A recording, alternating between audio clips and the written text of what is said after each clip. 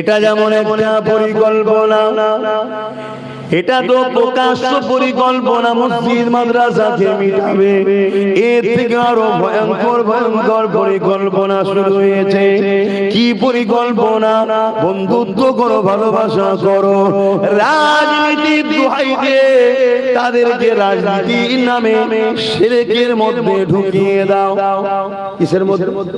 শিরকে ঢুকিয়ে দাও। মুসলমান ঘরের ছেলেগুলোকে গায়রুল্লাহর খেতে কাটতে পাঠাও। মুসলমান ঘরের ছেলেদের ঘরে গায়রুল্লাহর অনুষ্ঠানে পাঠাও। মুসলমান ঘরের ছেলে মেয়েদিওকে এমন করে তাদেরকে তাদের দিন থেকে সরিয়ে দাও। তাদেরকে লোভ লালসার মধ্যে নিয়ে আসো। তাদেরকে বন্ধুত্বর নামে, পদের নামে, বিভিন্ন জিনিসের নামে, উৎসবের নামে তাদেরকে গায়রুল্লাহ থেকে টেনে নিয়ে আসো। মনে রাখবেন, আল্লাহ পাক জানিয়ে দিয়েছে কোরআনের মধ্যে, তোমরা যদি পাপ করো ফেলো আমি আল্লাহ পাক ক্ষমা করে দেব, কিন্তু শিরকের গুনাহ আল্লাহ মাফ করবে না। শিরকের গুনাহ আল্লাহ ক্ষমা করবে না। আর মুসলমান ঘরের যুবকগুলোকে, মুসলমান ঘরের বোনগুলোকে রাজনীতির নামে শিক্ষা দেয়নি, চাকরি দেয়নি, রাজনীতির নামে তাদেরকে পদ দেয়নি, অধিকার দেয়নি, শুধু গুন্ডা বদমাশ চোর বানিয়েছে, অশিক্ষিত মূর্খ বানিয়েছে। আর আজকের দিনেতে তাদেরকে টেনে টেনে টেনে নিয়ে যাচ্ছে শিরকের অনুষ্ঠানে, শিরকের জায়গায় নিয়ে যাচ্ছে। কেননা এরা জানে মুসলমান যদি আল্লাহ ও রাসূলের সঙ্গে কানেকশন রাখে, বদরের 313 জনেতে বিজয় এরা লাভ করেছে। এক মঈনুদ্দিন আজমিরি ভারতে বিজয় লাভ করেছে। যদি এদের সঙ্গে আল্লাহ ও রাসূলের কানেকশন কিনা কাটা যায়, এদেরকে মিটানো সম্ভব নয়। এই নবী আমার জানিয়ে দিলে আখিরি জামানাতে মসজিদ ভর্তি নামাজি থাকবে, একটাও ঈমানদার থাকবে না। শুনছেন? শুনছেন? মসজিদ ভর্তি লোক থাকবে, ঈমানদার কেন? নামাজ রয়েছে, দাড়ি রয়েছে, টুপি রয়েছে, রোজা রয়েছে, হজ রয়েছে, এগুলো তো ঈমান নয়। এগুলো তো ঈমানের মধ্যে। ঈমানটা কি? লা ইয়ামিনু আহাদুকুম হাত্তা কুনা আহাব্বা ইলাইহি মিন ওয়ালিদিহি ওয়া ওয়ালাদিহি ওয়ান নাসি আজমাইন। অপর হাদিস শরীফ, লা ইয়ামিনু আহাদুকুম হাত্তা ইয়াকুনা আল্লাহু ওয়া রাসূলুহু আহাব্বা ইলাইহি মিম্মা সিওয়াহুমা ওয়া মান আহাব্বা আবদান লা ইউহিব্বুহু ইল্লা লিল্লাহ।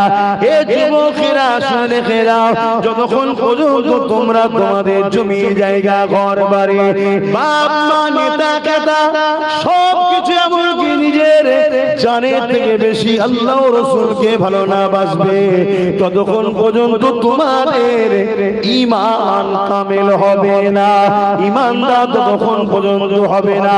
তাহলে আজকে আমরা নামাজে রয়েছি, রোজায় রয়েছি, হজে রয়েছি, কিন্তু গায়রুল্লাহর যেখানে আল্লাহর সঙ্গে শরীক করা হয়, এরকম কাজে আমরা সেকুলার দেখাতে গিয়ে, সম্প্রীতি দেখাতে গিয়ে, মানব বন্ধন দেখাতে গিয়ে সেই জায়গাতে আমরা জুড়ে গেলাম, সেই অনুষ্ঠানের সঙ্গে জড়িয়ে গেলাম। এটাকে সেকুলার বলা হয় না, এটাকে সম্প্রীতি বলা হয় না, এটাকে নাটক বলা হয়। এই নাটক করতে গিয়ে আমাদের ঈমানটা চলে গেল। আমাদের হোশ নাই, ঈমান যতই হোক না কেন বিজয় যারা কখনোই পাবে না, কারণ আল্লাহর সাহায্য ছাড়া কোনোদিন কামিয়াবি হতে পারে না। হযরতে মাসা সাখিদ গিয়ে শিখো তিনাকে কি বলা হলো। আর আমার রাসূল পাক সাল্লাল্লাহু আলাইহি ওয়াসাল্লামকে মক্কার আবু জেহেল উতবা সাইবা কি বলেছিল, এদিনে দুদিনে দুনিয়ার মায়া জালে জড়িয়ে, দুদিনে দুনিয়া লোভ লালসায় জড়িয়ে আল্লাহ পাকের আযাবের গিলাস হতে পারবো না, আমার সুরজটাকে আমি নারাজ করতে পারবো না। যিনি আমার উপরে কত ইহসান করেছে, আমাকে জীবজন্তু না বানিয়ে আশরাফুল মখলুকাত বানিয়েছে, দুটো হাত, দুটো কান, দুটো চোখ, দুটো পা দিয়েছে। তিনি আমাকে কত সুন্দর করে জমিনে পাঠিয়েছে। হে ফেরাউন, তুমি যাই লোক দাও নাকি, যাই বলো নাকি, আমি তোমার কথা শুনতে পারবো না। উপরন্তু তোমার উচিত হবে, যিনি তোমাকে দুনিয়ায় রাজত্ব দিয়েছে, তুমি সেই স্রষ্টা আল্লাহকে মেনে নাও। আল্লাহকে যদি মেনে নাও, দুনিয়া তো তুমি রাজত্ব পেয়েছো, পরকালও তুমি শান্তি পাবে। এ দুনিয়ার মানুষেরা হযরত মাসার কথা শুনে ফেরাউন রেগে গেল। ফেরাউন সৈন্যদেরকে বলতে লাগলো, এ মাসাটা পরিবর্তন হবার নয়, এক কাজ করো, একে আরো অন্য কৌশলে পরিবর্তন করতে হবে। কি কৌশল? বিশাল আগুন তৈরি করো, ওই আগুনে একটা বিশাল কড়া চাপাও, ওই কড়াতে তেল দাও, ওই তেলের উপরে এমন করে টকবক করে তেলগুলোকে ফোটাও, আর মাসাকে আর তিনটে ছেলেকে ওই কড়ার পাশে এসে দাঁড় করাও। আমি ফেরাউন শের পরে যাচ্ছি। কথা মতো কাজ হয়ে গেল। বিশাল আগুন ধরানো হলো, কড়া চাপানো হলো, তেল দিয়ে দেওয়া হলো, টকবক করে ফুটতে লেগেছে। ফেরাউন এসে হাজির হয়ে গেল। এ মাসাত্তা রে, তুমি কি চাও তোমার বড় ছেলেটাকে এই গরম তেলেতে আমি ফেলে দিই? যদি না চাও আমাকে খোদা বলে মেনে নাও। হযরত মাসাত্তা মায়ের জান, চোখ দিয়ে পানি বেরিয়ে গেল। যে মায়েরা বাচ্চাকে কখনো না খাইয়ে খেতে পারে না, বাচ্চার কোনো কষ্ট মা সহ্য করতে পারে না, এই মায়ের জান মাসাত্তা তিনি কাঁদতে শুরু করে দিলে, এ জানি এরকম জুলুম করিস না রে, আল্লাহকে ভয় কর, আল্লাহর আযাব যখন আসবে তখন আল্লাহ ছাড়বে না। কিন্তু যারা শয়তানের গ্রাস হয়ে যায়, তারা কখনো সঠিক রাস্তা পায় না। হযরত মাসাত্তা তখন বলতে লাগলো, এ ফেরাউন, তুমি যাই চেষ্টা করো না কেন, আমি আমার আল্লাহকে ছাড়বো না। আমি যাকে ভালোবাসবো, এই ভালোবাসার পরীক্ষা তার থেকে নেব। তুমি আমাকে ভালোবাসো বলো, আমি তোমার পরীক্ষা নিই। তাহলে স্রষ্টাকে ভালোবাসি বলে আল্লাহ বা তোমার আমার পরীক্ষা নেবে। এই পরীক্ষা বিভিন্ন ধরনের হয়। কাউকে আল্লাহ গরিব অভাব দিয়ে পরীক্ষা নেয়, কাউকে আল্লাহ ধন দৌলত দিয়ে পরীক্ষা নেয়। যে যে অবস্থায় থাকুক না কেন, অভাব গরিব যদি হয়, সে যদি সবর করে ধৈর্য ধরে, আল্লাহ তাকে প্রিয় বান্দাদের দলভুক্ত করে দেয়। আর যদি আল্লাহ তাকে মাল ধন দৌলত সম্মান ঢেলে দেয়, সে যদি অহংকারী না হয়ে শুকরিয়া আদায় করে, আল্লাহ আল্লাহ আল্লাহ মাথা নত করে আল্লাহর কাছে থাকে, আমার আল্লাহ তাকে সম্মানিত করবে। আবার কাউকে আল্লাহ বিমা দিয়ে পরীক্ষা করে, আল্লাহ কারো সন্তান কিনে নিয়ে পরীক্ষা করে, আল্লাহ কাউকে সন্তান দিয়ে পরীক্ষা করে। এই যুবকেরা আবার আল্লাহ বা কাউকে জালিম শাসকের অন্তর্ভুক্ত আন্ডারে রেখে তাকে আল্লাহ পরীক্ষা নেয়। যে কোনো অবস্থায় থাকেন না কেন, আপনাকে মনে রাখতে হবে, আমার আল্লাহ যাতে রাজি আমি সেদিকে থাকবো। আপনাকে মনে রাখতে হবে, মাতা কুমর রসুল ফাগুযুহু ওয়া মা নাহাকুম আনহু ফান্তাহু। আমার নবী যা আদেশ করেছে মেনে নেব, আমার নবী যা নিষেধ করেছে ছেড়ে দেব। এই আদর্শে যদি আপনি জীবন করতে পারে, তাহলে দুদিনের দুনিয়ায় হয়তো একটু কষ্ট পরীক্ষা দিতে হবে, কিন্তু মনে রাখবেন পরকাল আপনার সুখ শান্তিতে ভরিয়ে দেবে। আসেন আম্মা জানা সাদ্দার কথা বলছিলাম। ফেরাউন যখন এইভাবে বুঝাতে লেগেছে, হযরত মাসাদ্দাম্মা কিছুতেই ফেরাউনের কথা শুনছে না। ফেরাউন রেগে গিয়ে সৈন্যদেরকে জাল্লাদকে হুকুম করে দিল, ছোট বড় বাচ্চাটাকে নিয়ে গিয়ে গরম করা তেলেতে ফেলে দিল। আহারে ভেবে দেখো তো দেখি, সামান্য গরম হাড়ি যদি লেগে যায় কি কষ্ট না হয়। টকবক করা গরম তেলেতে হযরতে মা সাত্তার বড় ছেলেকে গরম তেলেতে ফেলে দিল। বাচ্চা ছটফট ছটফট করতে করতে থেমে গেল। এই যুবকেরা মায়ের চোখের পানি বুকে ভিজতে লেগেছে, গড়িয়ে গড়িয়ে পড়তে লেগেছে। আহারে আসমানের দিকে আওয়াজ তুলে বলতে লেগেছে, হে আল্লাহ, সন্তান ছিল আমার কিন্তু বান্দা তো আপনার। আমি মা হয়ে যদি ছেলেকেই জুলুম থেকে কষ্ট ব্যথা পাই, আমার চোখ দিয়ে যদি পানি বেরোয়, হে আল্লাহ, আপনার বান্দার উপরে যে জুলুম করেছে তার বিচারটা আপনি করবে। আল্লাহ নবীকে আমাদের জন্য আল্লাহ মডেল বানিয়ে দিয়েছে। লাকাদ কানা লাকুম ফি রাসূলিল্লাহি উসওয়াতুন হাসানা। তুমি নামাজ পড়বে, আমার নবীকে দেখো, রোজা রাখবে, আমার নবীকে দেখো, হজ করবে, আমার নবীকে দেখো, দান করবে, আমার নবীকে দেখো, সংসার করবে, আমার নবীকে দেখো, সন্তানদের বিবাহ দেবে, আমার নবীকে দেখো, প্রতিবেশীর সঙ্গে কিভাবে সম্পর্ক রাখবে, আমার নবীকে দেখো। এ দুনিয়ার মানুষেরা তোমার ধর্মনীতি, তোমার সমাজনীতি, তোমার পরিবার নীতি, তোমার রাজনীতি, তোমার রাষ্ট্রনীতি, তোমার এডুকেশন নীতি, তোমার লাইফের প্রতিটা মুহূর্ত আল্লাহ পাক আমার রাসূলকে মডেল করেছে। নবীকে ফলো করে করো।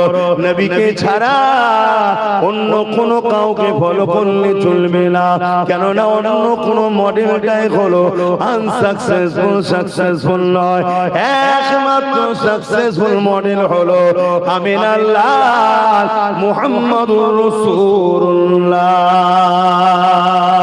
আর যিনি আমাদেরকে দুটো হাত দিয়েছে, যিনি আমাদেরকে দুটো পা দিয়েছে, যিনি আমাদেরকে দুটো কান দিয়েছে, যিনি আমাদেরকে দুটো চোখ দিয়েছে, যিনি আমাদেরকে আশরাফুল মাখলুকাত বানিয়েছে, যিনি আমাকে শ্রেষ্ঠ ধর্ম ইসলামের অনুসারী করেছে এবং সর্বকালের সর্বশ্রেষ্ঠ আসমানি কিতাব কোরআন আমাদের জন্য গাইড করেছে এবং দুনিয়ার সুলতান নবী মুহাম্মদ রাসূলুল্লাহর উম্মতি বানিয়েছে।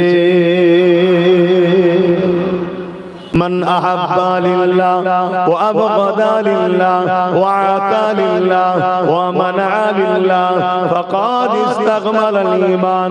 ভালোবাসবো আল্লাহর জন্য, দুশমনি করব আল্লাহর জন্য, আত্মীয়তা করব আল্লাহর জন্য, বিচ্ছেদ হব আল্লাহর জন্য, এরাই কোন প্রকৃত ঈমানদার, এরা ঈমানের মজা পেয়ে থাকে। अबेरा नौजवान तरुणेरा ए नबी पाकेर प्रेमिकेरा এই দুনিয়া একটা পরীক্ষা জায়গা। আল্লাহ পাক পরীক্ষা নিয়েছিলেন আম্মা জান হযরতে মা সাত্তাকে। আল্লাহ পাক পরীক্ষা নিয়েছিলেন গরীব করে একজন মহিলার কথা বলছে, যিনার স্বামী ছিল না, তিনটে কন্যাপুত্র সন্তান ছিল। এরকম একটা গরীব মহিলা রাজা বাদশা ফেরাউনের দরবারে কাজ কাম করত। এই যুবকেরা ফেরাউন খোদা দাবি করে দিল। ওই সময় ফেরাউনকে সবাই মানতে শুরু করলো। যারা মানলো না, ফেরাউন তাদের উপরে জুলুম করতে লাগলো, তাদেরকে মারতে লাগলো, তাদেরকে অত্যাচার করতে লাগলো। হযরতে মা সাদ্দা তিনিও ফেরাউনকে মানলো না। ফেরাউন কিন্তু জানতো না মা সাদ্দা আমাকে খোদা বলে মানে। একদিন ফেরাউনের ঘরে মা সাদ্দার হাত থেকে কাকুইটা পড়ে গেছে। ওই কাকুই যখন উঠাতে গেছে, বিসমিল্লাহ বলে উঠাতে গেছে।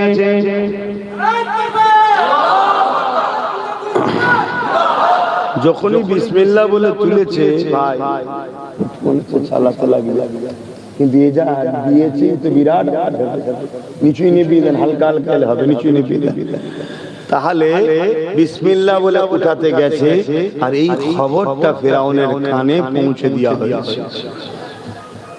জাহাপানা সরদার আপনার ঘরে যে কাজের মহিলা মা সত্তা থাকে সে আপনাকে খোদা বলে মানে না, ওই যে মুসা যে খোদার প্রচার করছে সেই খোদাকে মানে। ফিরাউন গেলার হয়ে যায়, হালকা অধিক ঘোরা আরো ঘোরা অত বেশি গেল। ফিরাউন গেলার হয়ে গেল, হযরত মাসাকে ডাক দিয়ে দিল, এ মাসা শুনলাম নাকি তুমি আমাকে খোদা বলে মানো না। মুসা যে খোদার প্রচার করতে লেগেছে তাকে খোদা বলে মানো। মাসা চিন্তা করতে লেগেছে, এ জালিমের সামনে যদি সত্য কথা বলে দিই এ জালিম আমাকে জানে মেরে দেবে, এ জালিম আমাকে হত্যা করে দেবে, এ জালিম আমার উপরে অনেক জুলুম করবে, আর আমি জান বাঁচাবার জন্য যদি মিথ্যা কথা বলি আমার আল্লাহ নারাজ হয়ে যাবে, আমার স্রষ্টা বেজার হয়ে যাবে। যিনি বলেছেন মিথ্যা হলো গুনার মা, আমি তিনাকে বেজার করব না, নিজের জানকে জালিমের হাত থেকে বাঁচাবো। হযরত মাসার ইমানের পাওয়ার দেখুন কত ছিল। হযরত মাসা বলতে লেগেছে, এ জালিম ফিরাউন, যেটা শুনেছো সত্য শুনেছো, আমি আপনাকে খোদা বলে মানি না, আমি তিনাকে খোদা বলে মানি যিনি আমাকে গরীব করে পরীক্ষা নিচ্ছে, আপনাকে মিশরের রাজা বানিয়ে পরীক্ষা নিচ্ছে। আপনারও উচিত হবে সেই স্রষ্টাকে মেনে নেওয়া যিনি আপনাকে রাজ ক্ষমতা দান করেছে, মিশরের রাজা বানিয়ে দিয়েছে। কিন্তু ফিরাউন অন্ধকারে এমন ভাবে জড়িয়ে গেছে, মাসার কথা শুনে রেগে গেল। এ মাসাদা ও সব কোনো কথা শুনতে চাই না, আনা রব্বুকুমুল আলা, আমি হলাম তোমাদের বড় খোদা, আমাকে তুমি খোদা বলে মেনে নাও। যদি না মানো এ মাসাদা তোমার উপরে অনেক জুলুম অত্যাচার হবে। হযরত মাসাদা বলতে লাগলেন, আমি আমার সব কষ্টের মোকাবেলা করতে রাজি আছি, আমি আমার স্রষ্টা আল্লাহকে কখনো ভুলতে রাজি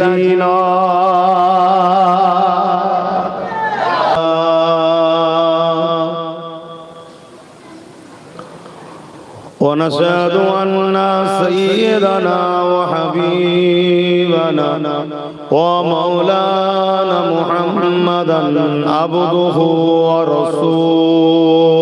ورسوله. أما بعد فيا أيها الحاضرون رحمكم الله،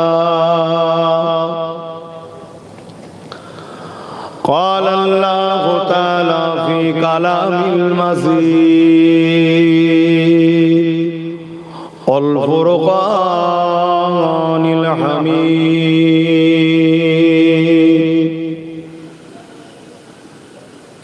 إن الله وملائكته يصلون على النبي يا أيها الذين آمنوا صلوا عليه وسلموا تسليما. اللهم صل على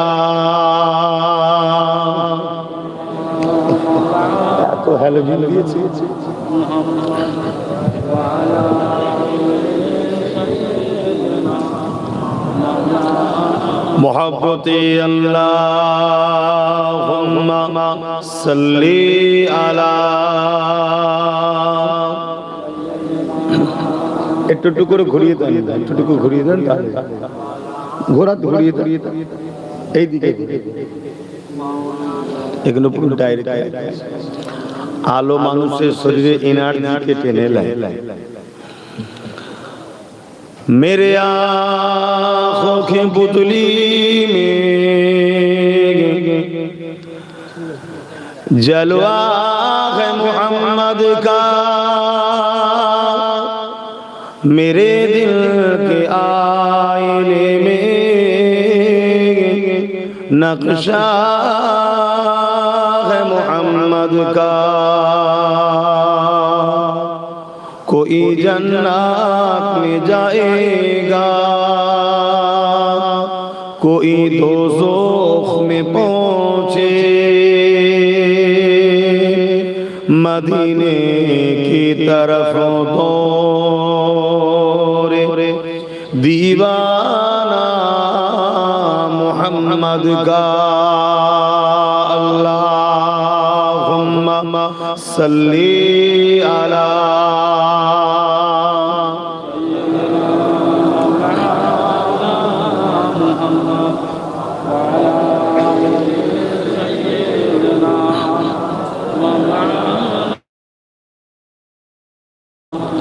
حب احمد اجل ہی سینے میں ہے، میں خواہوں میرا دل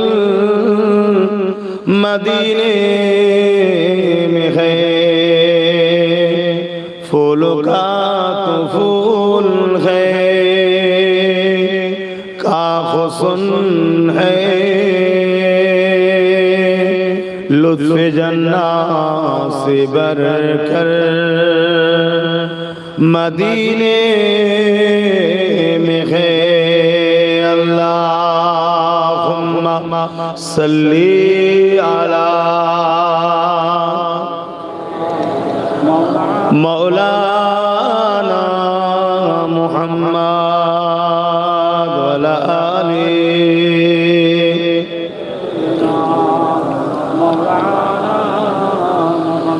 کلمہ لا الہ الا اللہ،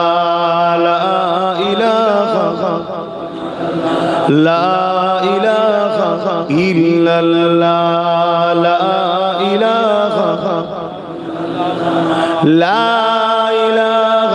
الا اللہ، لا الہ الا اللہ، لا الہ لا الہ الا اللہ، لا الہ الا اللہ،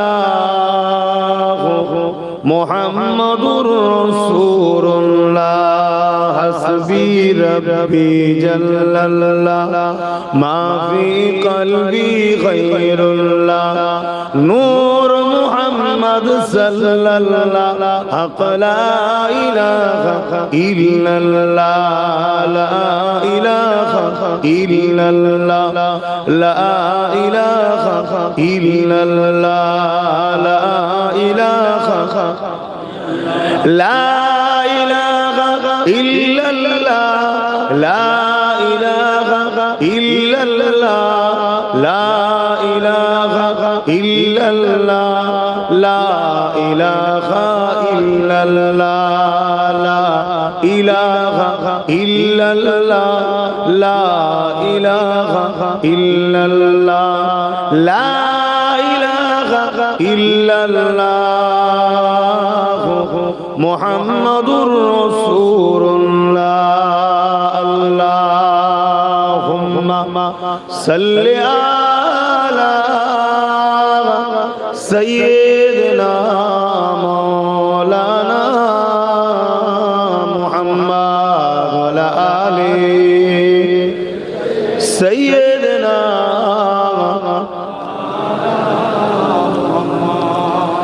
আলহামদুলিল্লাহ আমার আব্বা জানেরা লম্বা চওড়া ভূমিকা নয়, সময় সংক্ষেপ, একটা দ্বীনি আলোচনার মাহফিল আপনারা করেছেন। এই পানি বর্ষার পরও আপনারা মাহফিলকে বাদ দেন। আমার কামাল ফারুক বলে এক ভাই, সে অনেক কষ্ট করেছে শুনলাম, সবাই করে। আল্লাহ তার সমস্ত বিপদ আপদ দুনিয়া আখিরাতের আল্লাহ কাটিয়ে কামিয়াবি দেন, বলুন আমিন। এবং আমাদের সবাইকে আল্লাহ কামিয়াবি দিক, বলুন আমিন। আমাদের উদ্দেশ্য ইসলামকে জানা, ইসলামকে বোঝা, ইসলামের পক্ষে থাকা, ইসলাম যেটা অপছন্দ করে তার থেকে দূরে থেকে আল্লাহকে খুশি করে দুনিয়া আখিরাতের কল্যাণ, এই উদ্দেশ্য করে মাহফিল। পাশাপাশি একটু দোয়া হবে, আমাদেরও কাজে লাগবে, যারা কবরবাসী তাদেরও কাজে লাগবে। তাই প্রতি বছরে ভাইরা মাহফিল করে। এইরকম একটা আবহাওয়াতে জলসা আপনাদের শুনতে আসাও যেমন জ্বর জ্বর ভাব, আমাদেরও জলসা করতে আসাও জ্বর জ্বর ভাব। কেন হঠাৎ করে পানি হওয়ার পর কাছ থেকে ঠান্ডা লাগছে, কথা বুঝে আসছে। আর এই সাথে আবহাওয়া সবসময় যেন ঘুম ঘুম ভাব, কি আপনাদেরও হচ্ছে? তাহলে সবার একই সিস্টেম, একই ব্যাপার। কিন্তু ব্যাপারটা গেছে কমিটির ভাইরাও জানে যদি ভাইজানকে না পায় এই বছর তার হবে না, যা হবে আবার পরের বছরই হবে। এজন্য কাদা পানিতে কষ্ট করে আর করে এই মাহফিলটা আপনারা করছেন। যারা আসছেন চেয়ারে বসার এখন সময় হয়নি। হযরত গাউসুল আযম বরপীর রহমাতুল্লাহ আলাইহি দরবারে মন দিয়ে শোনো, একটা বয়স্ক মহিলা তার একটা সন্তানকে দিয়ে দিয়েছে। হুজুর আমি বড় গরীব, আমার এই বাচ্চাকে দিয়ে গেলাম, এর দেখাশোনা লেখাপড়া মানুষ করার দায়িত্ব আপনার। আমাদের কাছে অনেকে দিয়ে যায়, এটা যুগ যুগ ধরে চলে আসছে। ওলি আল্লাহদের দরবারে গরীব ঘরের বাচ্চা ঘরে গরীব দিয়ে যায়, হুজুর দেখবেন।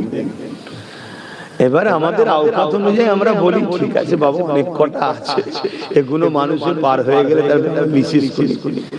কিন্তু আগেকার সময়ে আল্লাহর ওলিদের দরবারে লঙ্গর খেলা চলতো, সেসব আল্লাহর খাস গায়েবী মাদক ছিল, আমাদের উপরও মাদক আছে। তাই তো চলছে না, চলবে কি করে? তা হুজুরের দরবারে তাই যখন দিয়ে গেছে যে হুজুর আমার তো স্বামী নেই, বয়স হয়ে গেছে, এই বাচ্চাকে আমি কি করে লালন পালন করবো, একে আপনার কাছে দিয়ে গেলাম, আপনার খেদমতে থাকবে, পড়াশোনা দেখাশোনা করবে। তো হুজুর বলেন ঠিক আছে মা রেখে যাও। আচ্ছা, তো পরে অনেক দিন পরে, কিছুদিন অনেক দিন কেটে যাওয়ার পর ওই মহিলা তার বাচ্চাকে দেখতে এসে দেখছে বাচ্চা ডাল ভাত খাচ্ছে, ডাল ভাত সবজি খাচ্ছে, আর বড় পিসে হুজুর মুরগি খাচ্ছে। কথা বুঝা? তো মায়ের জানতো, প্রত্যেক মা তার বাচ্চাকে ভালোবাসে, দেখে বড় কষ্ট হয়েছে। হুজুর এ কি হুজুর আপনার, যেমন আজ কিছু কিছু কথাই হলে শুধু এ কি মৌলী সাহেব, এ কি হুজুর, এ কি মাওলানা, এ কি হুজুর, যত দুনিয়ার দোষ শুধু মাওলানা হুজুর, আর বাকি সব জন হচ্ছে ফেরেশতা। এই সমাজে হচ্ছে না, বিশেষ করে আমাদের পাশের দেশে হাওয়াটা খুব বেশি জোর ধরেছে, ওই হাওয়া আবার আমাদের বাংলাতে আসে। তো যা এটা ধ্বংস হওয়ার একটা আলামত। তো বড় পীর সাহেব হুজুরকে বলেছে যে হুজুর আপনি কি হুজুর, আপনি খাচ্ছেন মুরগি, বাচ্চাটাকে শুধু ডাল সবজি খাওয়াচ্ছেন। বড় পীর সাহেব মুচকে এসে বললেন মায়ের জানতো কষ্ট হচ্ছে, শোনেন যেদিন আপনার বাচ্চা মুরগি খাওয়ার উপযুক্ত হবে সেদিন খাবে। তো হুজুর এই বলে আবার খাওয়া শুরু করলো, বেশি আর কথা বলছে না। খেয়ে নিয়ে হাত পার গুলো যা আছে জড়ো করে বড় পীর সাহেব হুজুর বলে ওঠো জিন্দা হও। মুরগি জিন্দা হয়ে হাঁটতে চলে গেল। বলুন সুবহানাল্লাহ। জিন্দা করার মালিক কে? জোরে বল। বেশক আল্লাহ। বড় পীর আব্দুল কাদের জিলানী আল বাগদাদি ডাকে জিন্দা হলো কেন? তার জবানে যা বেরোয় আল্লাহ কবুল করে। জোরে বলুন সুবহানাল্লাহ। তখন মাকে বলছে মা যেদিন তোমার বাচ্চা উপযুক্ত হবে সেদিন মুরগি খাবে, তবে এখন তোমার বাচ্চাকে নিয়ে যাওয়া লাগবে না। মা তো কাঁদাকাটি করছে, হুজুর আমার ভুলে গেছে, হুজুর আমার ভুলে গেছে, আমার ছেলে যদি খেতে নাও পায় আপনার কাছেই থাকবে। কেন? এনার কাছে থাকলে ছেলে মানুষ হওয়ার মতনই মানুষ হবে। জোরে বলুন সুবহানাল্লাহ। তা আমি ওই জন্য আমার যুবকগুলোকে বললাম চেয়ারে বসার বয়স এখন হয়নি, যেদিন বয়স হবে ঠিক বসবে, নেবে এসে নিচুই বসো, নিজেকে আগে নিচুই রাখো, নিজেকে আগে নিচুই রাখো। ঠিক জায়গায় সময় যখন হবে, আল্লাহ যখন উপযুক্ত হবে, সম্মানের চেয়ার আল্লাহ দিয়ে দেবে, সেখানে বসে বসে লোকের ইনসাফ করবে, জাস্টিস করবে, সমাজকে নিরাপদে রাখবে, আল্লাহ তোমাকে ঠিক দেবে। কিন্তু আগে নিজেকে আল্লাহ ও রাসূলের জন্য মাটির সাথে মিশাও। কথা বুঝে আসছে, সেই জন্য বললাম। এবার আমার কথা আবার সবার পছন্দ নাও হতে পারে, কেন পক্ষে বিপক্ষে লোক থাকবে, তাই তো নাকি গো? কিন্তু আমি আমার ভাইগুলোকে খারাপ জায়গায় ডাকলাম নাকি? এমন একটা জায়গায় ডাকলাম যে জায়গায় বসলে আল্লাহ খুশি হয়। জোরে বলুন সুবহানাল্লাহ। আর কোন কথা আছে? সেই আল্লাহর জন্য নিচেতে বসতে হবে। তিনি বলছেন যে এখানে কোরআনের মাহফিল হয়, দ্বীনের আলোচনা হয়, ওই জায়গায় যারা গিয়ে বসে আমার রাসূল বলছেন আল্লাহ খুশি হয়। জোরে বলুন সুবহানাল্লাহ। আর কি চাও? আমাদের মিশন তো একটাই, দুনিয়াবি জিন্দেগিটা আল্লাহর খুশির রাস্তায় চালাবো। যেখানে খুশি নয় যাব, তাতে যে চটে চটুকে যাক, আমার দেখার দরকার নাই, কারণ আমার স্রষ্টার আগে কেউ নেই। কি কথাটা ভুল হলো? সে যেই হোক, প্রতিবেশী হক আছে ভালোবাসবো, অমুসলিমের সঙ্গেও মিশতে হবে, তারাও মানুষ ভালোবাসবো, সহযোগিতা করব, পিয়ার করব, একসাথে উঠা বসা করব, দেশকে ভালোবাসতে হবে, দেশের যারা যে যা পদে আছে সে পদকে সম্মান করব, ভালোবাসবো। কিন্তু আল্লাহ ও রাসূলকে নারাজ করে, আল্লাহ ও রাসূল যেদিন নারাজ হয় কারো সঙ্গে মিশতে, কাউকে সম্মান করতে, কাউকে ভালোবাসতে, সে যদি আমার আপনজন হয় তার সাথেও আমি মিশতে রাজি নই। কেন? আমার মূল সবকিছুর টার্গেট একটাই হবে, ঈমান যে কি মজার জিনিস তারাই পায় যাদের মিশন একটাই থাকে যে আমার স্রষ্টা তিনি সবকিছু আমার, আমার বলে কিছু নেই, আমার ইচ্ছা বলে কিছু নেই, আমার খুশি বলে কিছু নেই, আমার দেখা বলে কিছু নেই, আমার শোনা বলে কিছু নেই, আমার চলা বলে কিছু নেই। আমি ওই পথে চলবো যে পথে আমার স্রষ্টা খুশি, আমি ওই জিনিস দেখবো যে জিনিস দেখলে আমার স্রষ্টা খুশি, আমি ওই কথা শুনবো যে কথা শুনলে আমার স্রষ্টা খুশি, আমি ওই রাস্তায় হাঁটবো যে রাস্তায় হাঁটলে যিনি পা দিয়েছেন তিনি খুশি। এটাই হবে আমাদের মাকসাদ, এটাই আমাদের বিজয়। আমরা মনে করি বড় অর্থশালী, বড় বাড়ি, বড় পদ থাকলেই মনে হয় কামিয়াবি, সাকসেসফুল। প্রকৃত সাকসেসফুল তো সে যে তার স্রষ্টাকে খুশি করতে পেরেছে। জোরে বলুন সুবহানাল্লাহ। আর যে তার স্রষ্টাকে খুশি করতে পারেনি সে যেই হোক, হতে পারে আমেরিকার প্রেসিডেন্ট, হতে পারে পৃথিবী বিখ্যাত অর্থশালী, হতে পারে পৃথিবী বিখ্যাত ফেমাস লোক, হতে পারে তার গান নাচ শোনার জন্য কোটি কোটি লোক হয়তো ছোটে, কিছুদিনের জন্য। কেন? আমরা দেখেছি এই পৃথিবীতে এমন খেলোয়াড় ছিল যার জন্য পুরো পৃথিবী দিওয়ানা ছিল, বুড়ো হয়ে যাবার পর আর সব ভুলে গেছে, আর খেলতে পারে না, দাম কি আছে না? আমরা ভারতবর্ষের ক্রিকেট খেলাতে এমন এমন খেলোয়াড়ের নাম আপনারাও জানেন, তার জন্য বাবারে কত লোক ফ্যান ফলোয়ার ছিল, লাখ লাখ কোটি কোটি লোক রাত জেগে জেগে খেলা দেখছে। যদি 0 রানে আউট হয়ে যায় হাউ মাউ করে কাঁদছে, যেন মনে হচ্ছে আব্বা মরে গেল রে, এত কাঁদছে। কি হয়েছে? না, আউট হয়ে গেছে।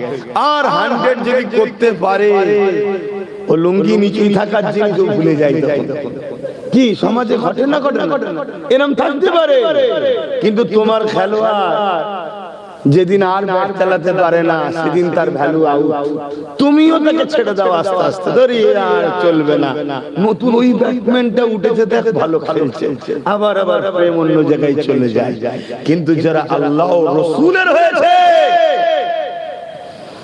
যুগকে যুগ পার হয়ে চলে যাচ্ছে, তাদের প্রেমিক দিনকে দিন বেরিয়ে চলেছে, বেরিয়ে চলেছে, বেরিয়ে চলেছে। কোনদিন তাদেরকে কেউ বাদ দেয় না, ভুলতে পারে না। এরকম একটা প্রেমিকের নাম আমি বলছি 850 বছর আগে চলে গেছে।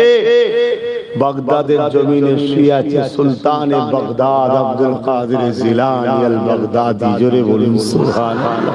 850 বছরে চলে গেছে। প্রেম কমেছে? কথা বলেন, প্রেম কমেছে? আপনি প্রেম তো করছেন, আপনার বাচ্চা ছোটবেলা থেকে প্রেম করছে, ছোটবেলা থেকে। আবার তার বাচ্চা প্রেম করছে। 850 বছর ধরে যত লোক আসছে প্রেম বেরিয়ে যাচ্ছে। কি ভুল বলছি? আজ থেকে 800 বছর আগে এই হিন্দুস্তানে একজন চলে গেছে, যার নাম হলো হযরতে মুঈনুদ্দিন আজমিরি। প্রেম বেড়েছে না কমছে? বলুন বলুন। দাদু গেছে আজমির শরীফে, বাপও গেছে আজমির শরীফে, ছেলেও বাপের সাথে গেছে।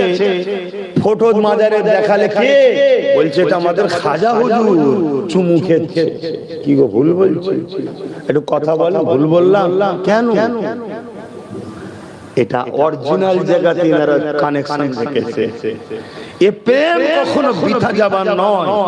এ যত বুড়ো হবে, যত দিন যাবে, যারা আল্লাহ ও রাসূলের হবে, তাদের মাকাম আল্লাহ তত দুনিয়াতে ফেমাস করবে এবং আখিরাতেও এনারা শান ওয়ালা হবে। জোরে বলুন সুবহানাল্লাহ। তাই যুবকদের বলি, দুনিয়াদারি করতে হবে, কারবার করতে হবে, ব্যবসা করতে হবে, সংসার করতে হবে, বন্ধুত্ব করতে হবে। অমুসলিমের সঙ্গেও দুনিয়াদারিতে মানুষ মিশতে হবে। অমুসলিম বিপদে পড়লে সাথ দিতে হবে। সব করো, লিডার হবে একজন মুহাম্মদুর রাসূলুল্লাহ। জোরে বলুন সুবহানাল্লাহ। ও জোরে বলুন সুবহানাল্লাহ। একমত তো নাকি? আমার সাথে একমত তো নাকি? হ্যাঁ, তবেই কাম। এটা একটা পরীক্ষার জন্য এসেছি। কেউ 30, কেউ 40, কেউ 50, কেউ 60, কেউ 70, কেউ 80, কেউ 90, কেউ 100। 100 পার হচ্ছে না, 80 পার হতে চাইছে। কথা বুঝে আসছে? যদিও পার হতো, এক ভ্যাকসিনে সব সাইজ হয়ে যাচ্ছে। যেগুলো ভ্যাকসিন নিয়েছে তাড়াতাড়ি চলে যাচ্ছে। যাক, আল্লাহ সব হায়াত দারাজ করুক। বলুন আল্লাহুম্মা আমিন। তো যাই হোক, তাহলে ধরুন 100, 150, 200 চলো তো একদিন যেতে হবে। চলো তো যেতে হবে। এই টোটাল জীবনটা আপনার দুনিয়াতে শুধুমাত্র আল্লাহর পরীক্ষা। যা জমিন আমার, আসমান আমার, চাঁদ আমার, সূর্য আমার, গাছপালা, তরু লতা, নদী নালা, খাল বিল, পাহাড় পর্বত সব আমার। লিল্লাহি মা ফিস সামাওয়াতি ওয়া মা ফিল আরদ। জমিন আসমানের মধ্যে যা কিছু আছে সব কিছুর একজন মালিক। তিনি কে? সবাই জবান খুলে কে? আল্লাহ, অন্য কেউ মালিক নয়। লাহু মুলকুস সামাওয়াতি ওয়াল আরদ। জমিন আসমানের একটাই বাদশা, তিনি হলেন আল্লাহ। জোরে বলো। কাউকে আল্লাহ দায়িত্ব দেয় যে এলাকাটা তুই চালা, এলাকা তুই এলাকা চালা। কিন্তু যারা নসিবওয়ালা হয় তারা ঠিকভাবে চালায়, কিয়ামত দিন সম্মানিত হবে। যারা কপাল ফাটা হয়, পাওয়ার পেছাল উঠতে শুরু করে দেয়। কথা বুঝে আসছে না? নাই, লুটে মরে যাবে, নিজেকে ভোগ করতে হয় না। এইটা হচ্ছে ব্যাপার। কিন্তু প্রকৃত মালিক সবকিছুর একজনই, তিনি হলেন আল্লাহ। আমাদেরকে পাঠিয়েছে দুনিয়ায় পরীক্ষা নিতে। যা, আমাকে ভুলে যাবি না, আমার হুকুম মতো চলবি, আমাকে প্যার করে চলবি, আমাকে খুশি করে চলবি, আমি যাতে রাজি সেই কাজ করবি।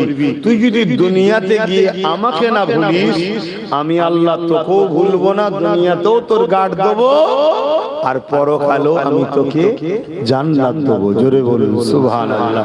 আর দুনিয়ার রং তামাশাই যদি ওই ছোট হুজুর পীর কেবলা বলতেন, গিলটি চমকে সোনা ভুলে গেলি, দুনিয়ার যদি 2 নম্বর দেখে অরিজিনাল ভুলে যাস, আমি আল্লাহ তোকে দুনিয়াতেও ছেড়ে দেবো, আখিরাতেও তোর জন্য জাহান্নাম।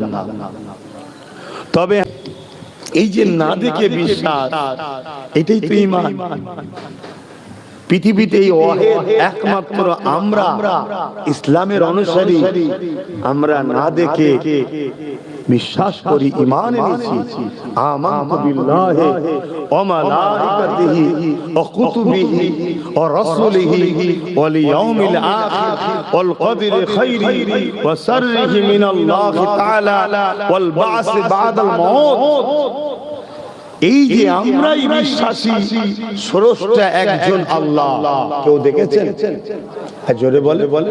যদি আপনার গলায় ছুরি ধরিয়ে বলা হয় যে স্রষ্টা দুজন, আপনি মানবেন? জোরে বলে। দেখেন তারপরও ঈমান দেখুন কত মজবুত।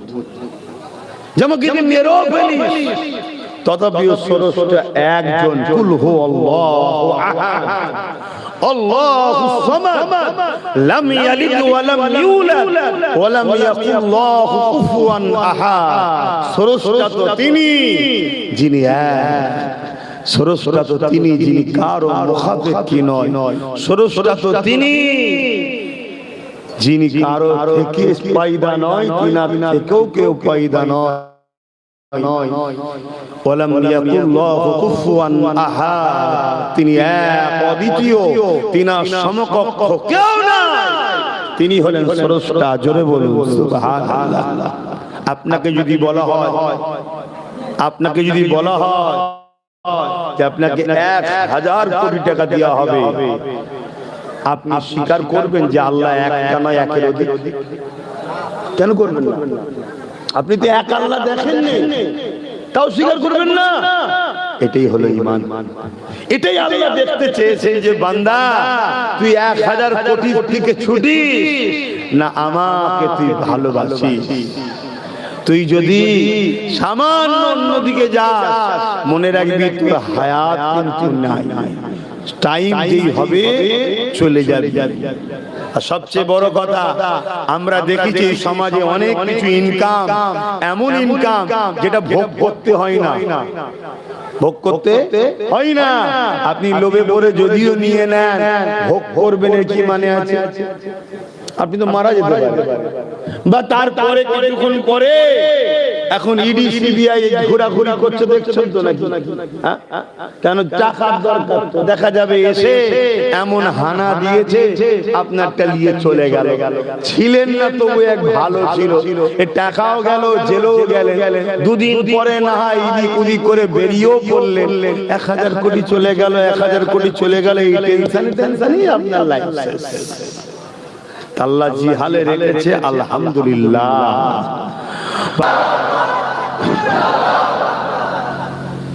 আল্লাহ যাকে ভালোবাসে পরীক্ষা লেভেল গোপনে গোপনে কলমা পড়েছিল, মুসা নবীর উম্মত হয়েছিল। দেখুন কাকুই উঠাতে গেল, আল্লাহ প্রকাশ করে দিলেন। দেখি মা সাত্তা ও কতটা মহব্বত করে। দ্বিতীয়, আমাদের জন্য শিক্ষা যে প্রেমিক আমার দাবি করলে শুধু হয় না, আমার প্রেমিক যারা হয় তারা তো বেলালের মতো হয়, আমার প্রেমিক যারা হয় তারা তো সুমাইয়া আম্মার মতো হয়, আমার প্রেমিক তো তারা হয় যারা সিদ্দিক আকবর, ফারুক আজম, উসমান গনি, মাওলা আলীর মতো হয়, আমার প্রেমিক তো তারা হয় যারা ফুরফুরার শেখ জবানার মুজাদ্দিদ আবু বকরের মতো হয়। জোরে বলুন সুবহানাল্লাহ। পরীক্ষা লেভেল, যদি পরীক্ষা না নিত তাহলে এই আলোচনাটা আমিও জানতে পারতাম না, আর আপনাকেও শোনাতে পারতাম না, আর আপনারাও অবাক হয়ে শুনতেন না যে আল্লাহর প্রেমিক কাকে বলে। দেখ মা সাত্তার দিকে দেখ, আর আমরা কি করছি? হ্যাঁ, আমরা কি করছি? আমরা তো হক হালালটাও বাঁচার সময় নেই। ঘর থেকে খেয়ে বেরোবার পরেও যদি কোনো দাদা ডেকে বলে কোথায় যাচ্ছে বিকায়, এলে এক কাপ চা খা, অথচ দাদার পয়সা 2 নম্বর জানি আমি। কথা বুঝছেন না? বলুন না, এক কাপ চা ফ্রিতে পেয়েছে, ওই লোভও সামলাতে পারছি না। আবার এটাও হতে পারে না খেলে যদি টার্গেট করে, না খেলে যদি টার্গেট করো, আমার পয়সা তোর খেতে মন যাচ্ছে না, ভারী সিপি সাহেব হয়ে গেছি, দাঁড়া, তোর ঘরটা আটকে দেবো, তোর ড্রেনটা বন্ধ করে দেবো, তোর রাস্তার সামনে বেড়া দেবো, তোর জমি দখল করে নেবো, এই ভয়ও আমাদের মধ্যে অনেকে থাকে। কথা ঠিক বলছি তো নাকি? নানান জ্বালা, কিন্তু মনে রাখবে হয়তো আল্লাহকে করতে হয়। আল্লাহ সূরা রহমানের মধ্যে বলছেন, ওয়ালিমান খাবা মাকাম রাব্বিহি জান্নাতান, যারা আমি আল্লাহ আমাকে ভয় করে, এ দুনিয়া মানুষের আমি আল্লাহ তাদের জন্য দুটো দুটো জান্নাত দেব। এমনি হয়ে যাবে নাকি জান্নাত? এমনি হয়ে যাবে? দুনিয়ায় সামান্য একটা ছোট্ট পদ বাঁচাবার জন্য তোমার দুনিয়ার নেতাকে কত খুশি করতে হয়, করতে হয় না? ওসব জানি না, এ মাসের শেষে 2 লাখ পাঠিয়ে দিবি, আর নাই তোর জায়গায় অন্যজনকে দিয়ে দেবো।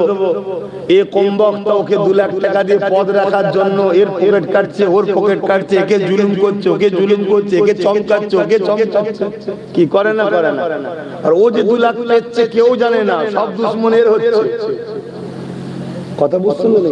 সব দুশ্মন কিন্তু এর হচ্ছে, এই ছোটটা একে খুঁজে খুঁজে বেড়াচ্ছে, যে সুযোগ পেলে মারবো, কানের বারান্দায় যেন একদম কবরে চলে যায়। কেন জেলিয়েছে তো, কিন্তু উপরে বসে সব ভিআইপি ভাবে টাকা তুলে নিচ্ছে। কি ও কথা খারাপ লাগছে নাকি? আমরা সবাই জানি ঘুষ কারা খায়। বলুন বলুন না, ঘুষ আমাদের এই যে সমাজের মধ্যে আমরা এক কথাই যদি বলা হয় যে ঘুষটা কে নেয়, কারা নেয়? সবাই বলবে পুলিশ নেয়, তাই তো নাকি? সবাই এক কথাই বলে পুলিশ নেয়। কেন বলেন? পুলিশ ওই নিচুই দাঁড়িয়ে 10 টাকা 20 টাকা 100 টাকা করে চাই বলে আমরা জেনে গেছি, কিন্তু অফিসে বসে বসে কোটি কোটি টাকার কাগজ এদিকের ওদিকের, এর রেকর্ড ওর নামে, ওর রেকর্ড ওর নামে, এর জমি ওর নামে, ওর জমি ওর নামে, কোটি কোটি টাকার লেনদেন এদিক ওদিক করে ঘুষ চলছে। এটা কিন্তু কেউ বুঝতে পারেন না, তাকে আবার স্যার বলা হয়। হয় না, হয় না, হয় না। হ্যাঁ, তাহলে এই যে ছোট নিচুই যে সে চাইছে সবাই জেনে গেছে, এজন্য সবাই বলে পুলিশ ঘুষ খায়। কিন্তু আমি আপনাদেরকে বলবো, সবাইকে এভাবে আমভাবে বলা একটা অন্যায় কথা হবে। কারণ ইসলাম যে দোষী নয় তাকে দোষ দিল, পাপের বোঝা আপনার ঘাড়ে চাপবে। সব প্রশাসন ঘুষ খায় না। অনেক প্রশাসন আছে যারা নিজেদের উপযুক্ত ক্যারিটে, নিজেদের যোগ্যতায়, নিজেদের দক্ষতায় তারা চাকরি পেয়েছে, তারা কোনো নেতা চাটুকারি করে না, টাকা বুঝে আসছে। হ্যাঁ, তাদের জন্য কিন্তু জুলুম হয়। কিরম জুলুম হয়? এখানে দুদিন আসতে না আসতে বলবে অমুক জায়গায় চলে যাও, ওখানে দুদিন যেতে না যেতে অমুক জায়গায় চলে যাও। হ্যারাসমেন্ট করছে। কেন? ও মাথা নত করে নেতায়। তবে কিছু বাপের বেটা আছে প্রশাসন, তারা মাথা তারপরেও কখনো নত করে না, যেখানেই যায় বুনো ওলগুলোকে পরিষ্কার করে দেয়। কথা বুঝে আসছে নাকি? এরকম আছে ভাই, ভালো ভালো লোক। কে বলেছে? আমার জানা। সোজা আমি ওইদিকে যাচ্ছি না, কারণ সময় কম। কিন্তু আমি একটা জিনিস বুঝাতে গিয়ে বলছি যে আম্মাজান মা সাত্তার উপরে কত লোক দেওয়া হয়েছে। মা সাত্তা তোমাকে আজাদ করে দেওয়া হবে, তুমি যে গোলাম আছো আজাদ করে দেওয়া হবে। আর তুমি জানো তো আমি ফিরাউন কে? আমি রাজা মিশরের, যা খুশি তাই করতে পারি। তোকে যদি হত্যাও করে দিই, আমার বিরুদ্ধে কথা বলার কেউ নেই। শুনছেন তো নাকি? এরকম পাওয়ার আমার। তোর এখনো সময় আছে, তোকে আজাদ করে দেবো। তারপরে আবার লোক দিচ্ছে তোকে একটা বিরাট রাজপ্রাসাদ তৈরি করে দেবো, সেখানে তুই থাকবি, শুধু আমাকে খোদা বলে মেনে নে। আম্মা জান একটাই কথা বলছে,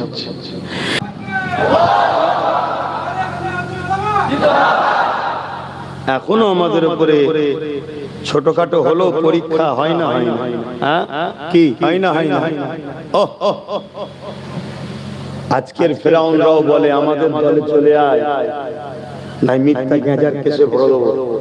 বলে না, বলে বাপের হয়তো একটাই ছেলে, রোজগার একটাই করে, ছোট ছোট দুটো বাচ্চা আছে, মিথ্যা গেঁজার কেস দিল, দিয়ে ভরেও দিল। আবার কথা পাঠাচ্ছে, যদি ও মেনে নেয় যে আমার যা ভুল হয়েছে করেছি, আমি আর অন্যদিকে যাব না, তোমাদের দিকে থাকবো, তাহলে কিন্তু আমাদের হাতেই সব চাবিকাঠি, সিডিটা হালকা করে দেবো। ভুল লোককে ধরেছিলাম, এই সব আজকে ফেরাউনরা করে না, করে না?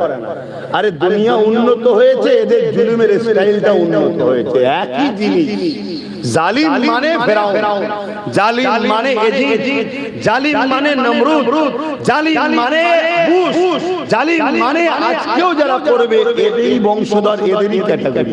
কথা বুঝা?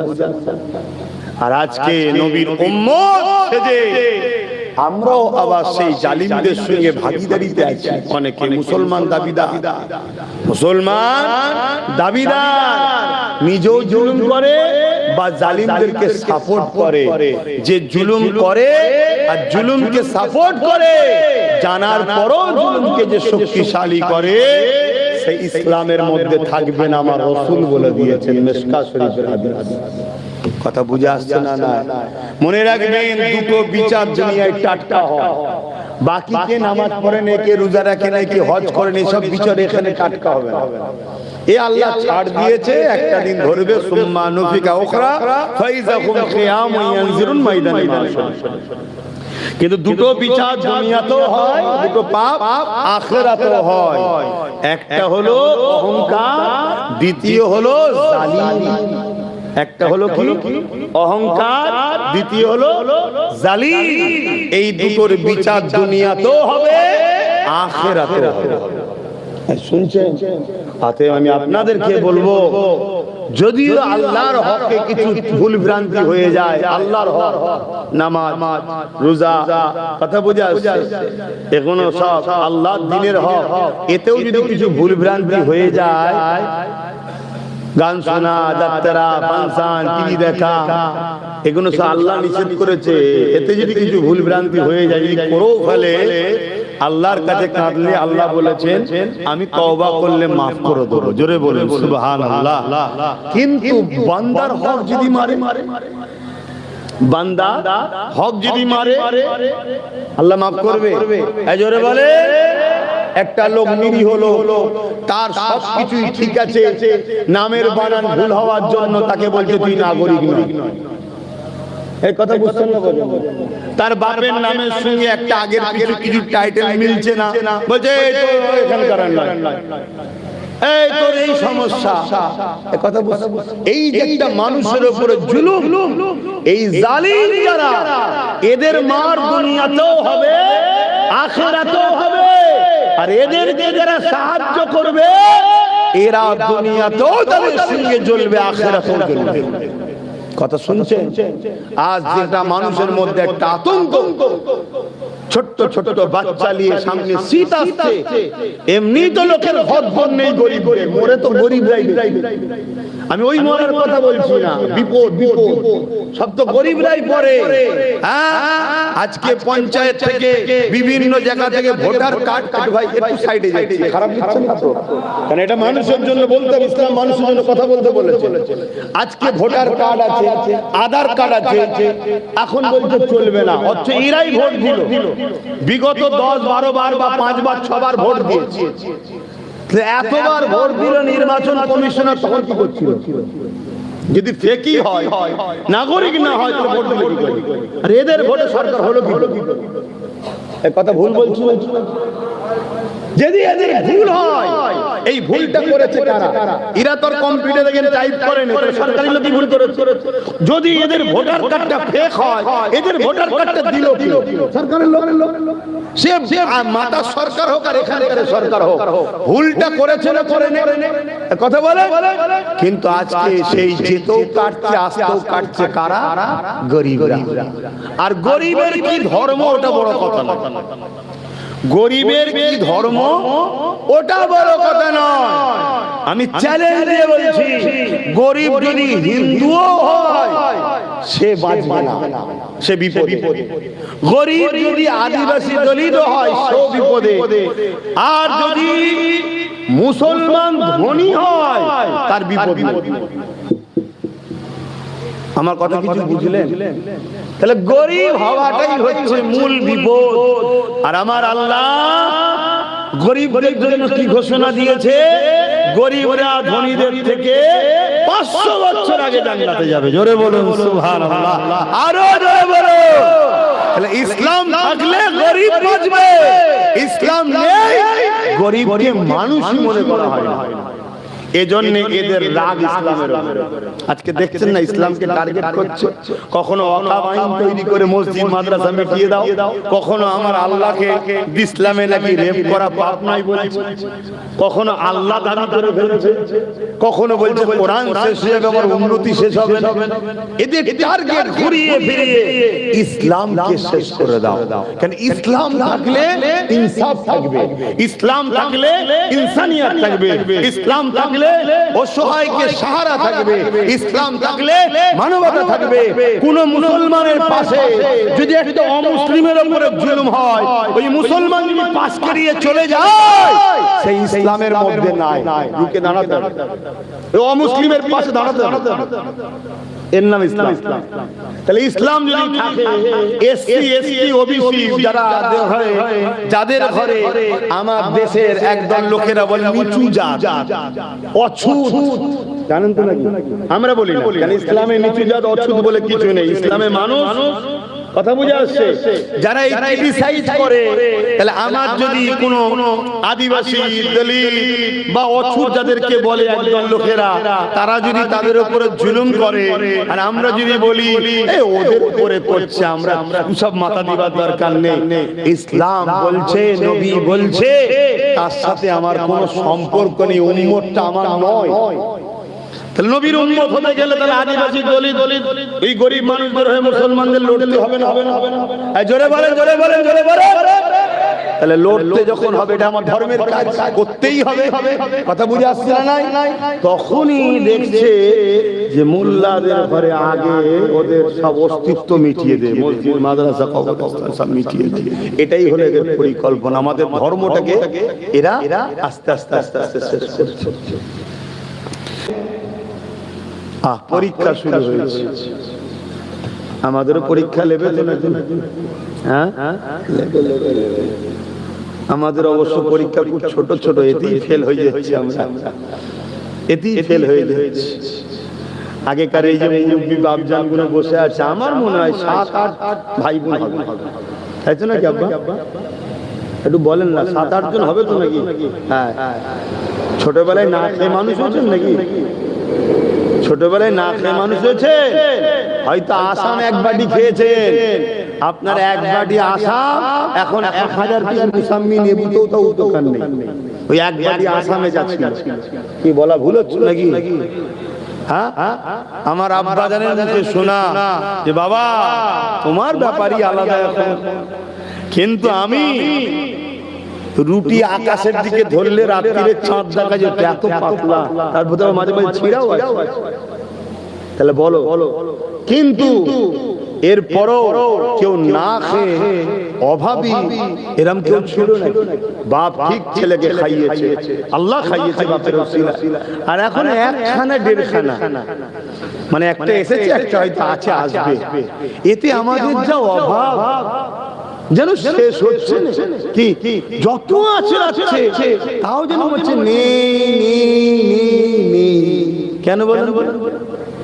গরুর বছরে একটা বাচ্চা হয়, চারিদিকে তাকাবেন গরু দেখা যায়, গরুর বাচ্চা দেখা যায়। আর কুকুরের বছরে 7-8টা হয়, কুকুরের বাচ্চা দেখা যায়। কেন বলেন তো? এটা হালাল, এটা হারাম। আগেকার সময় আমার মুরব্বী বাপেদের, আব্বাদের সব পয়সা টয়সা, বাপেদেরও পয়সা হালাল ছিল। এখন আমাদের জামিল হয়ে গেছে, ঢুকে যাচ্ছে, না জেনেও ঢুকে যাচ্ছে। এই জন্য এক গাদা থাকার পরও নেই। কথা বুঝছেন তো নাকি? আজ বড় পরিকল্পনা নানান দিক দিয়ে চলছে, ভেবে ভেবে চলো। হালাল খান, হারাম দিকে দিকে থাকে। যে কোনো জিনিস খাবার আগে ভেবে চিনতে খান। কথা বুঝলেন? একদিন মিডিয়ায় দেখছিলাম চা পাতাতে গোবর মিশাচ্ছে। চা পাতাতে কি মিশাচ্ছে? গোবর। সেদিন থেকে চা খাওয়া ছেড়ে দিয়েছে। আচ্ছা, কথা বুঝে আসছে? কি হবে? চা চা আমাকে খেতেই হবে, আমি কি তার গোলাম নাকি? চায়ের তার কথাই শুনতে হবে, আমাকে তো খেতে হবে। তার থেকে শুধু গরম পানি খাবো। কথা বুঝে আসছে? ভালো লাগে গরম পানি খাই, গরম পানি খাই। কথা বুঝে আসছে? আপনারাও খাবেন। প্রতিদিন সকালে উঠে বাসি মুখে একদম হালকা কুসুম গরম পানি, পাতি লেবুর রস, মধু দিয়ে গুলে খাবেন। আর না হয় শুধু মধু গরম পানি খাবেন, না শুধু গরম পানি খাবেন। সকালটা শুরু করবেন হালকা কুসুম গরম পানি দিয়ে, ভালো দিন যাবে। রাত্রে শোবার আগে মিনিমাম আধ এক ঘন্টা আগে 1 গ্লাস হালকা কুসুম গরম পানি খেয়ে শোবেন, সকালে উঠার সাথে সাথে পুরো একদম ভালো তারে হয়ে যাবে, সারা দিনটা মন ফুরফুরে থাকবে। বুঝতে পারছেন তো নাকি? আরে সব সিস্টেম ইসলামে আছে, আমরা ছেড়ে দিয়ে তার পিছনে ছুটছি। নিজের দোকানে সব টাকার পরে এর দোকানে উঠি, ওর দোকানে উঠি, তার দোকানে উঠি, যত পচা ভেজাল খাবার গুলো টানাটানি করছি। এজন্য তাজ আমাদের মরণ এত দুর্দশা। যা সময় দিয়ে খেয়াল করে আম্মা জানের কথাটা একটু শেষ করে দিই। ফিরাউন আবার বলতে লাগলো, মা সাদ্দারে, এখনো দুটো বাচ্চা নিজের জানটাকে নিয়ে ঘরে যা, আয় আমাকে খোদা বলে মেনে নে, মুসা জি প্রচারটা করে যে ছেড়ে দে। এ যুবকেরা, তরুণেরা, বাবেরা, একজন মহিলা কত দুর্বল হয়, তারপর তো ইমানটা কত পাওয়ার ছিল। মিশরের রাজা একটা মহিলা কোনো তো করতে পারছে না, আর আজকে আমাদের জল নেতা ছেলেগুলোকে সামান্য চুনোপুটি নেতা কোনো জব্দ করে দিচ্ছে। কি করছে না? কারণ ঈমান দুর্বল। ঈমানের কাছে আমেরিকা হোক আর যেই হোক সবাই হার মেরেছে। তাদের কাছে পরমাণবিক শক্তি থাকতে পারে, প্যালেস্টাইনকে মেরে মেরে মেরে মেরে মেরে পুরো শেষ করে ফেলছে, তারপরও নত করতে পারছে না। কারণ ঈমানের কাছে মাথা নত সবাইকে করতে হবে। হে যুবকেরা, ঈমান নবীর প্রেম ও আদবের নাম। জোরে বলুন সুবহানাল্লাহ। তুমি যত নবীকে প্রেম করবে, আদব করবে, তোমার ঈমানের পাওয়ার তত বাড়বে। দাড়ি টুপি নামাজ রোজা এগুলো সব ঈমানের মধ্যে, এগুলো আমল। এগুলো কি আমল। বাবেরা, নওজওয়ানেরা, তরুণেরা, হযরত আম্মা জান সাথে কি কথা বলতে লেগেছে। এ ফেরাউন বারবার তুই একই কথা বলছি, আমি তোকে শেষবার বলে দিলাম, তুই যাই চেষ্টা করিস না কেন, আমি আমার স্রষ্টা আল্লাহকে ছাড়বো না, আমি তিনার পক্ষ ছাড়া অন্যদিকে যাব না। এই জালিম উচিত হবে পরিবর্তন হয়ে যা। কিন্তু ফিরাউন রেগে গিয়ে আবার হুকুম করলো, দ্বিতীয় ছেলেটাকে গরম করা তেলেতে ফেলে দিল। ছেলেটা ছটফট করতে করতে থেমে গেল। এবারে ফিরাউন বলতে লেগেছে, মা সাদ্দারে, তোর বুকে যেটা জড়িয়ে ধরে রেখেছে, ওই কোলের বাচ্চাটাকে যদি বাঁচাতে চাস, আমাকে খোদা বলে মেনে নে, আমার দলে চলে আয়, মুসাকে ছেড়ে দে।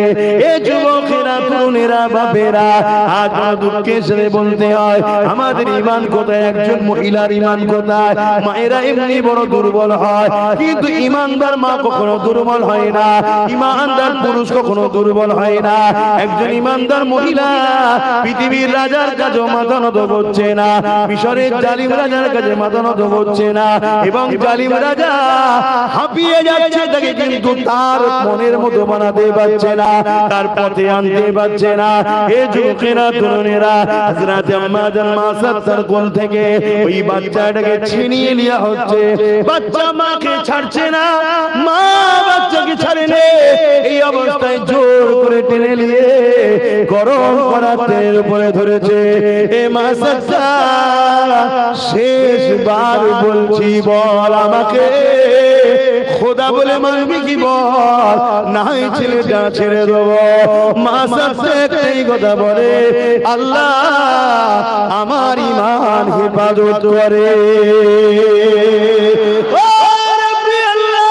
এই জালিমের কাছে আমি মা সাথে যেন হেরে না যাই, আমার ঈমান হিফাজত করে।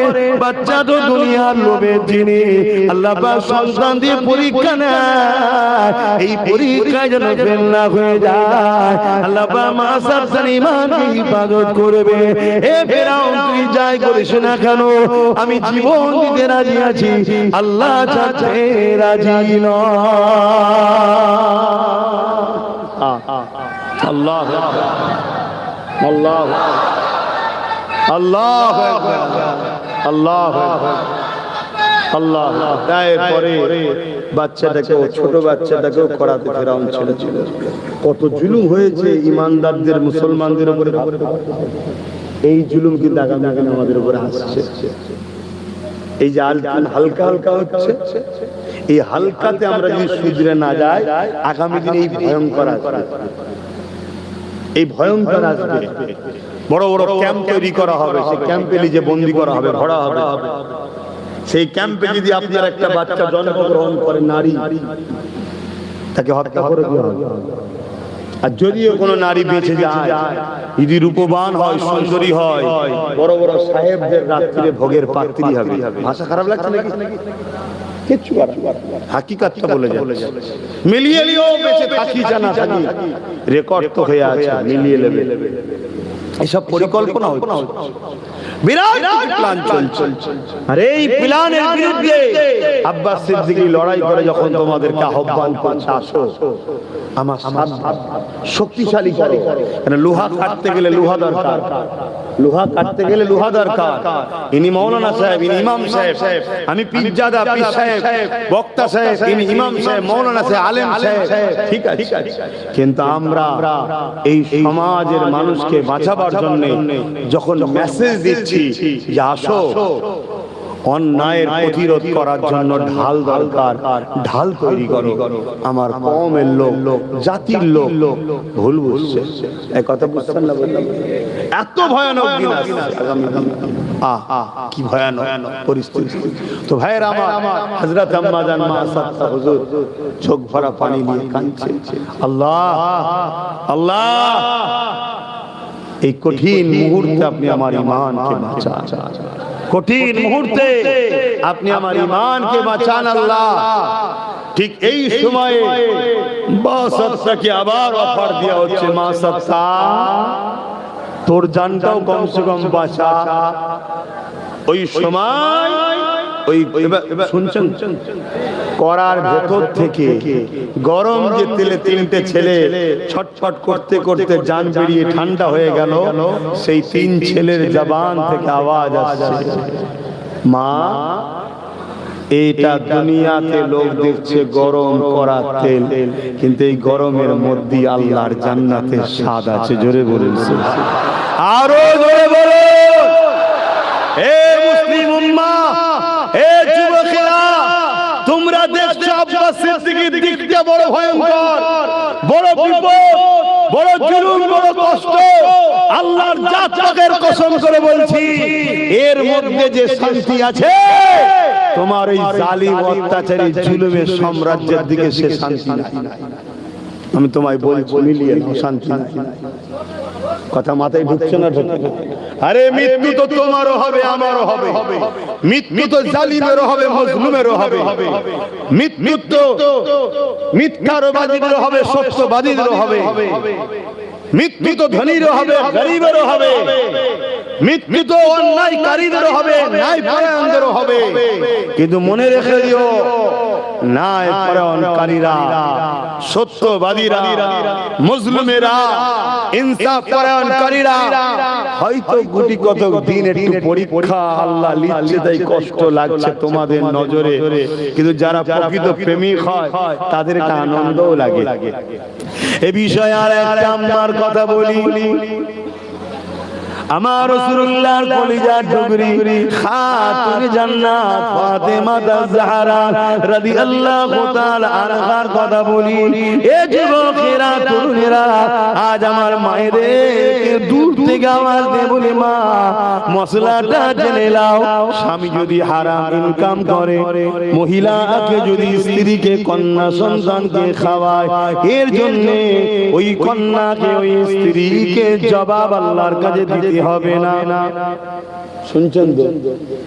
কেন পুরুষের আন্ডারে মহিলা, বিবাহের আগ পর্যন্ত একটা মেয়ের তার থাকা, খাওয়া, ওষুধ পানি, পড়াশোনা, সমস্ত কিছু দায়িত্ব হলো বাপের। পুরুষ বাপকে মেহনত করে তার কন্যার মুখে খাবার তুলতে হবে, তার জামা কাপড়, থাকা, চিকিৎসার ব্যবস্থা বাপের। কি করে পারবো জানি না, এটাই আপনার কাজ। পেরে তোমাকে পরিশ্রম করতে হবে, হালাল ইনকাম করতে হবে। কে বলেছে জমিনে আল্লাহর রহমত রুজি ভরে আছে? তুমি বেরো, তুমি তালাশ করো এবং তাহাজ্জুদের সিজদায় পড়ে বলো, মালিক আমার সংসারে বড় অভাব, তুমি গায়েবী সাহায্য করো। কে দেখা যাবে তোমাকে এসে বলবে, আরে অমুক তুই কি করছিস না, আর বলুন এই ভ্যান চালিয়ে চলছে, এক কাজ কর, আমার ওখানে একটা কারখানা খুলছিলাম, তুই একটু দেখাশোনা করবি, মাস গেলে তোকে 30,000 টাকা দেবো। কোথা থেকে আল্লাহ তোমার তোমার লোক পাঠাবে সেটা আল্লাহ জানে, তুমি খোঁজ করো, তুমি তাহাজ্জুদ করে আল্লাহকে বলো। কথা কিছু বুঝছেন না, বোঝেন না? কিন্তু বিবাহ হয়ে যাওয়ার পর ওই মহিলাটার দায়িত্ব হলো তার স্বামী, তার থাকা খাওয়া চিকিৎসা সুখ শান্তি সব কিছু স্বামীর দায়িত্ব। স্বামী যখন দুর্বল বা ইন্তেকাল হয়ে যাবে বা বয়স হয়ে যাবে নারী, তখন তার সমস্ত দায়িত্ব তার ছেলের। শুনছেন তো নাকি?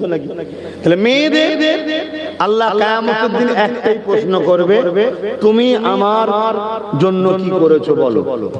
আর পুরুষদের কি প্রশ্ন হবে, তুমি আমার জন্য কি করেছো বলো। যদি 100% ঠিক হয়েও যায় তারপরে বলবে তোমার ছেলে আমার জন্য কি করেছে বলো। আল্লাহটা ছেলেকে জিজ্ঞেস করেন না, তুমি গার্জিয়ান বলো। শুনছেন? আর মহিলাকে কি জিজ্ঞেস করে কি করেছো বলো।